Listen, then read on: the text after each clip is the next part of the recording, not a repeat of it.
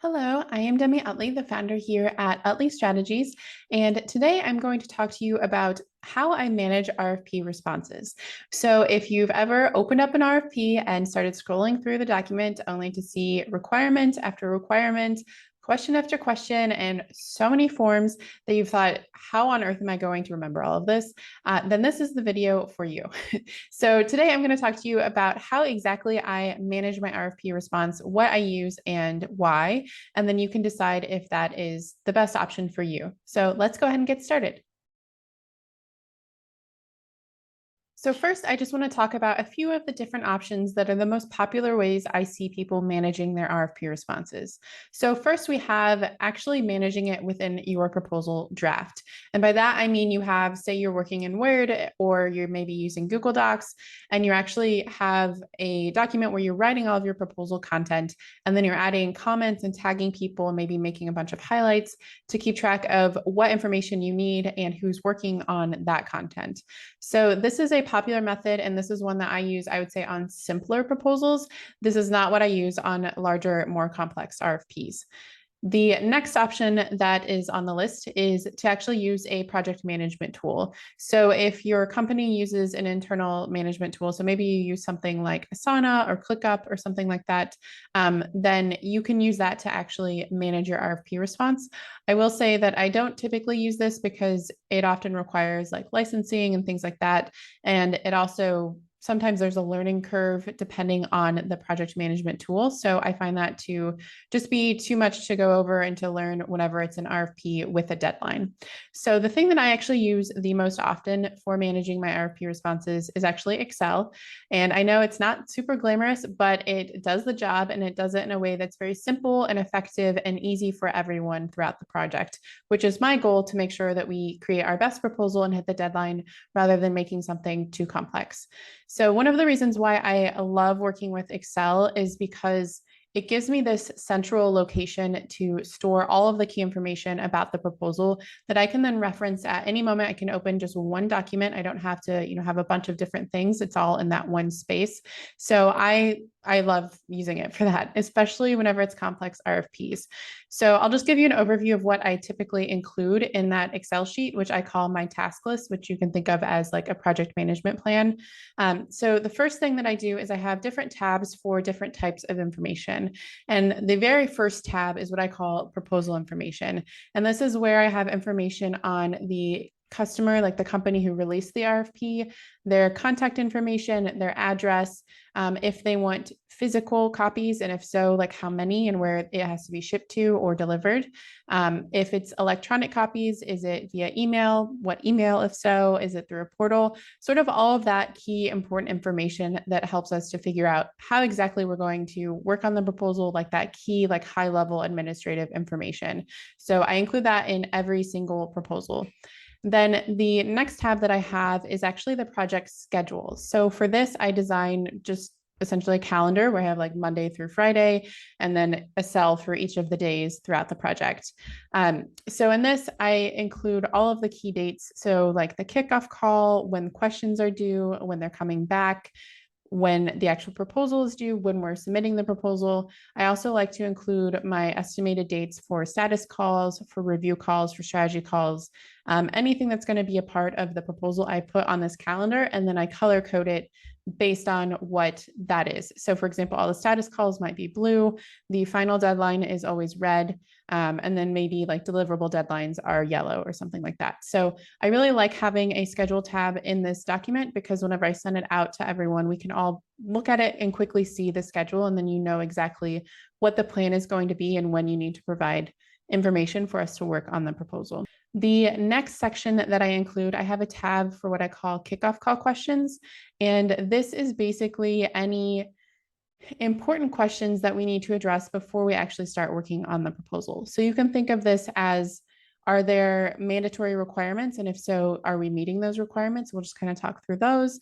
Maybe they require someone to attend the pre-bidder meeting in person. If so, that's something I'm going to bring up on the kickoff to make sure that we have someone there.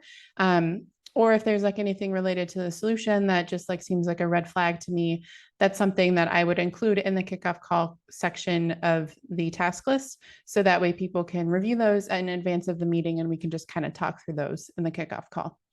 The next tab is my biggest tab, and this is the deliverables tab. So this is where I take everything from the RFP. So like all of the questions, the sections that we need to respond to, anything that is like required in the RFP that needs to be in our proposal.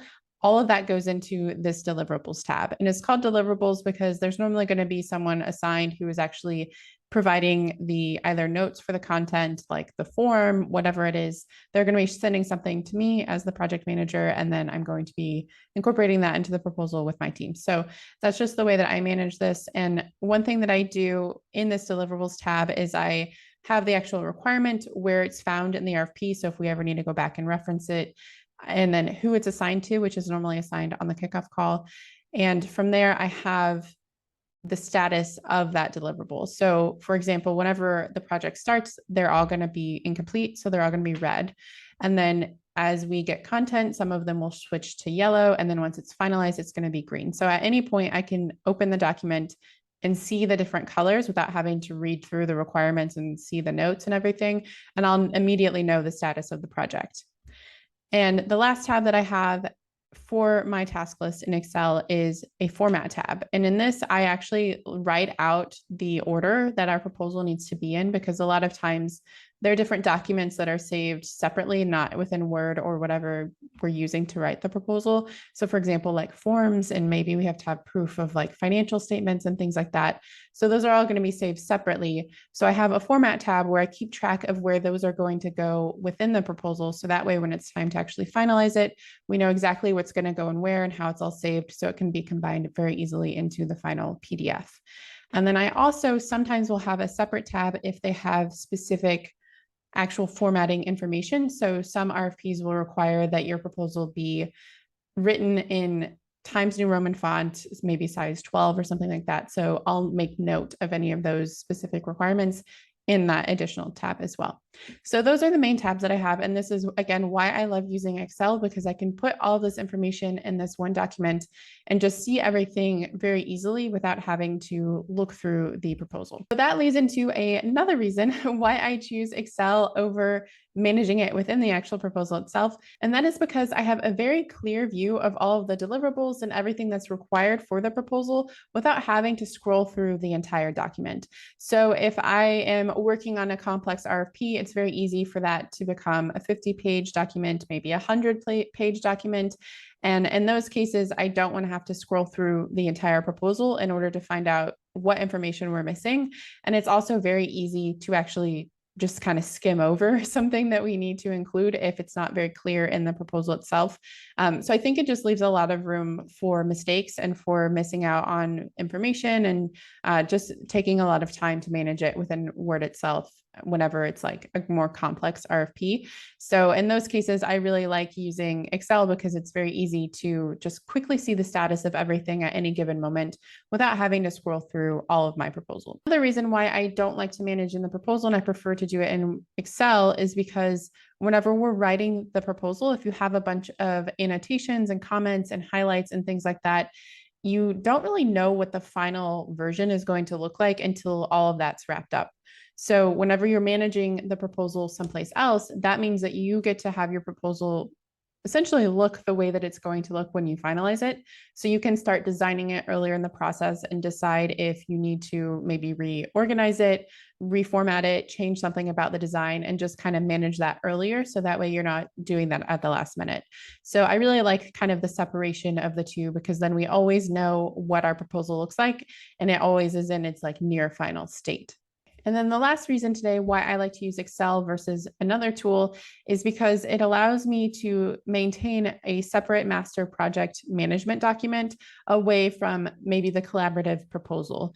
And I've just worked on so many proposals over the years where we're managing it within this collaborative document, and then someone accidentally deleted a comment that was tagging someone else to provide this information, and we didn't discover it until like 3 days before the deadline. So we're scrambling to pull it together.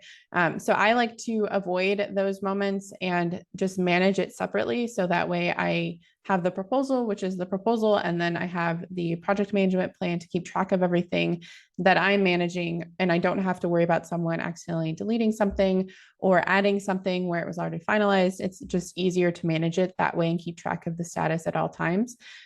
So I personally like using Excel for that because it's just a lot easier and it has all of those other features that I've already listed. So if you haven't used it in your proposals and you're really struggling to be organized when you have a bigger RFP come through, I do strongly recommend that you try using it because it honestly has made a huge difference for me, and it makes it a lot easier to actually keep track of everything. It's so much less stressful when it's time to submit because I'm able to go through and just look at all of the requirements in one place and make sure they're all checked off and then compare it with the actual proposal. And it just saves so much time because I don't have to scroll through the document every single time I want to see our status. So that's it. That's all that I had for you today. I wanted to just share a little bit of insight into what I use to manage my RFPs, just in case you wanted to try something new or just revamp your process a little bit. Feel free to go ahead and add comments if you have any questions, or if you use something else that you think might be a better tool, feel free to add that as well. And then make sure you subscribe for future videos, and I'll see you next time.